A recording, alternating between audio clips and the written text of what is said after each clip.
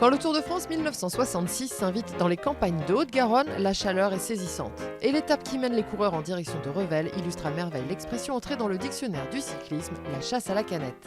Tout est permis pour se rafraîchir et remplir les bidons. Dans les glacières du public, dans les bars, les garages de bord de route. Des scènes qui paraissent surréalistes aujourd'hui.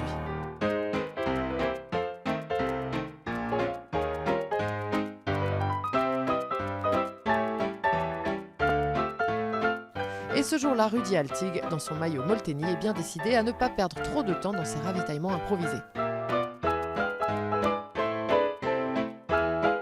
Car au pied de la montagne noire, dans la plongée vers le lac Saint-Ferréol, le coureur allemand est le principal animateur de la fin de course. Dans l'attaque décisive à 2 km de l'arrivée. L'Allemand Rudi Altig attaque en force, il pédale avec une puissance et une efficacité tout à fait remarquables. C'est un coureur vraiment magnifique, regardez-le. Il ne sera rejoint que par un seul homme, son rival du championnat du monde à Saint-Sébastien, l'Anglais Tom Simpson.